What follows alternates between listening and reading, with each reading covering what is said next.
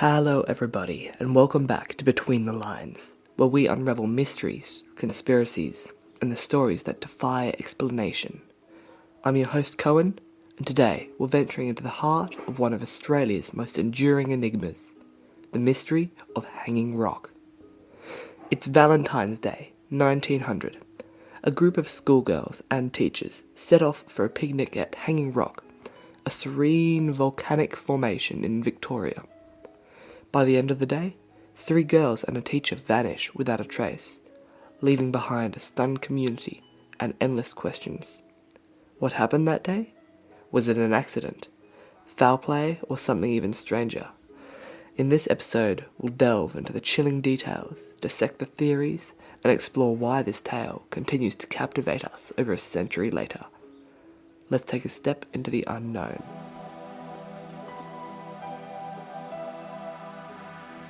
To truly grasp the weight of this story, we need to step back in time to February 14th, 1900. It was a scorching summer's day in rural Victoria, and the students of Appleyard College, a private girls' school, were looking forward to a break from their strict routines. The destination? Hanging Rock. This wasn't just any picnic spot, it was a place of rugged beauty, with towering volcanic rocks and secret crevices. But it wasn't without its mystique. The local Jajawarung people regarded Hanging Rock as a sacred, almost forbidden place. Some believed it was alive with spiritual energy. So imagine it, a convoy of horse-drawn carriages weaving through the countryside, the girls chatting and laughing in their Victorian dresses. They arrived late in the morning. The cicadas were loud, the air heavy with eucalyptus, and the rock loomed over them like a silent guardian. After lunch, 4 girls, Miranda, Irma, Marion, and Edith, asked to explore the rock. Miss Greta McCraw, a teacher, stayed behind in the shade while the others wandered off. But then something happened. As the group climbed higher, the rock's atmosphere seemed to change. Edith, the youngest and most timid, later described feeling dizzy and disoriented. She ran back down the rock, hysterical.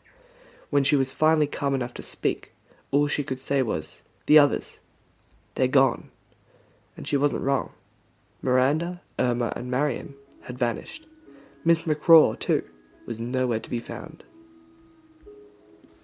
The search began immediately. Teachers, students, and locals scoured every crevice of the rock. Days turned into weeks, but there was no trace of the missing. No clothing, no footprints, nothing. It was as if the earth had swallowed them whole.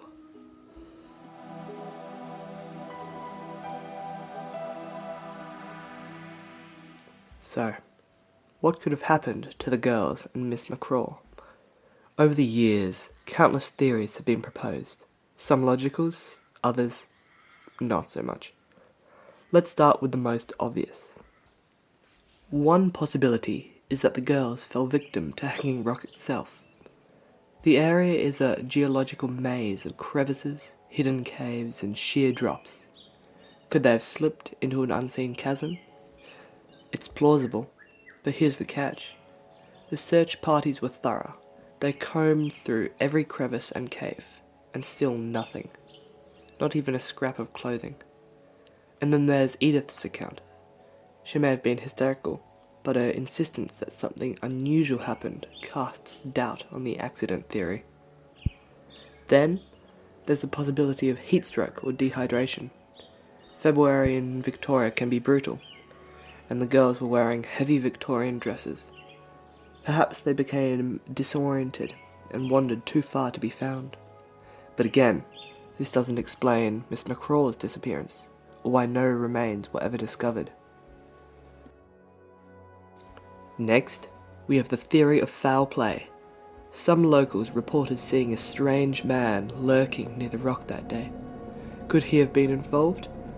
Or was this just a rumour that grew in the absence of answers? But then there's Mrs. Appleyard, the headmistress of the college. She was reportedly a strict and secretive woman. In Joan Lindsay's fictionalized account of the story, Picnic at Hanging Rock, Miss Appleyard plays a pivotal role, hinting at a possible cover-up. Was there a scandal or crime the school tried to bury? We may never know, but the absence of physical evidence makes this theory hard to prove. If someone did harm the girls, they left no trace, and that in itself is a mystery. Finally, we come to the most unsettling possibility, the supernatural. Hanging Rock has long been considered a place of spiritual energy. The Jajawarung people warned that it was a site of great power, a threshold between worlds. Could the girls have crossed into another dimension or time period? It sounds fantastical, but it's worth noting. Many visitors to Hanging Rock have reported strange phenomena, feelings of dizziness, disorientation, even an inexplicable urge to leave. Could these experiences be connected to what happened that day? And let's not forget Joan Lindsay's unpublished final chapter.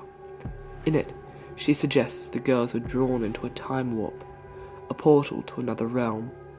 She later removed the chapter, preferring to leave the story unresolved. But the idea still lingers, doesn't it? What if the rock really does hold secrets beyond our understanding?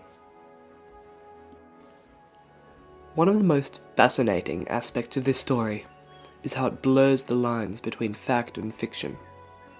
Many people believe the Hanging Rock picnic really happened, but historians have found no records of a disappearance in 1900. So where did this story come from? The answer lies with Joan Lindsay, the author of Picnic at Hanging Rock, published in 1967. Her novel was so hauntingly realistic that readers assumed it was based on true events. Lindsay herself remained cryptic, neither confirming nor denying its authenticity. Some have speculated that Lindsay's story was inspired by a dream, or even a psychic vision. Others believed she created the mystery deliberately, knowing that unresolved stories linger in our minds the longest. Whatever the case, Picnic at Hanging Rock has become a cultural phenomenon. It's been adapted into films, plays, and even operas. And yet, the question remains, why did this story resonate so deeply? Maybe it's because we're drawn to the unknown. Or maybe it's because Hanging Rock itself seems to defy explanation. Even today, it stands as a silent witness, guarding its secrets. So what do you think? Was it an accident, foul play, or something far stranger? The truth may never come to light, but perhaps that's what makes this story so haunting. Next time on Between the Lines, we're heading into even murkier waters. The Bermuda Triangle? Ships, planes, and people have disappeared without a trace in this mysterious stretch of ocean. Could it be magnetic anomalies, alien activity, or something else entirely? Until then, stay curious, stay questioning, and always look between the lines. I'm Cohen, and I'll see you next time.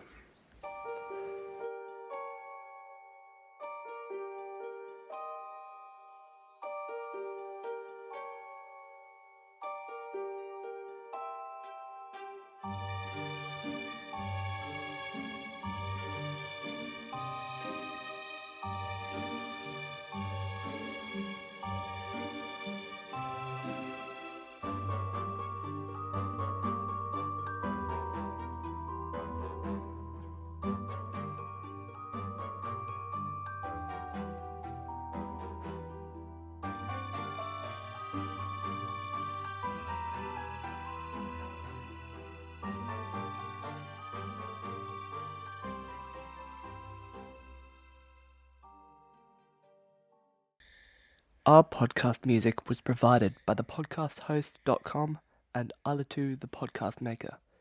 Find your own free podcast music over at thepodcasthost.com/free music.